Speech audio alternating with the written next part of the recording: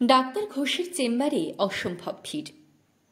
তাও স্পেশাল রেফারেন্সে গিয়েছিলাম বলে 5 মিনিটের মধ্যে ডেকে নিয়ে বললেন, অপারেশনটা করাতেই হবে, কিন্তু আপনার মায়ের যা বয়স তাতে চান্স 50-50।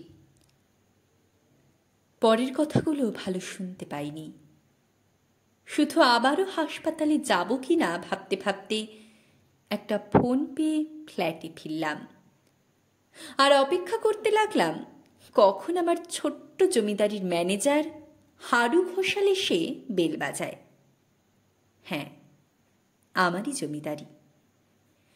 বাবা যৌতুকের বিরুদ্ধে গোঁ ধরে থাকায় দাদু পৃথিবী ছাড়ার আগে দৌহিত্রকে 70 বিঘে জমি লিখে দিয়েছিলেন।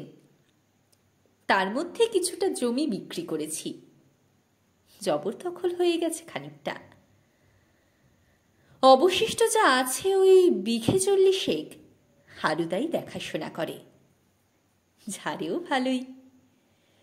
শিকে ভাগের 1 পয়সাও পাই না। কিন্তু আজ যে ওর উপর একটুও রাগ করতে পারলাম না, তার কারণ মায়ের হাসপাতালে থাকা নয়, পোস্ত। তোমার মনে আছে, সান ফ্রান্সিসকো কিংবা নিউ জার্সি যেখান থেকেই কথা হোক, শুনতাম তুমি 2 বেলা পোস্ত সাঁটিয়েছ।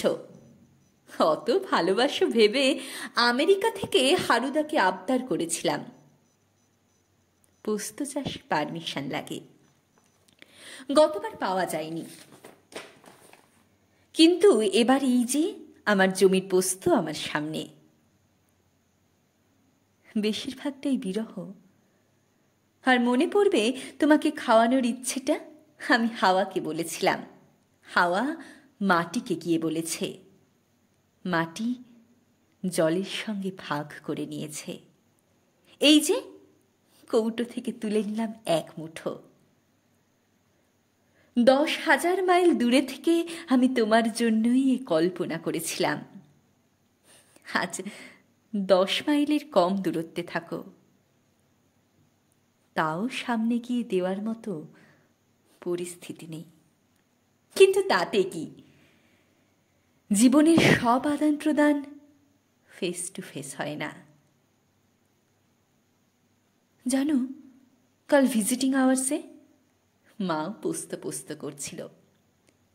আমার মনে হয় দুনিয়ার সব ঘটি বাঙাল তোমাকে, আমার মাকে এই পোস্তই বিনি সুতোই বেঁধেছে। আমি তাই তো বলছি, তুমি বাটা খেও, ভাজা খেও, আইবো আইতে আমি রাখছি শুনে।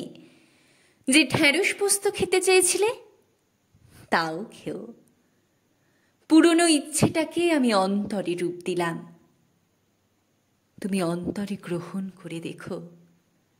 এই পৃথিবীতে বিশাল অতিকায় দানবীয় কংক্রিট কিচ্ছু নেই, সব এই পোস্তর মতো ছোট দানা দানা মায়াময় ভালোবাসায় টস টস করছে।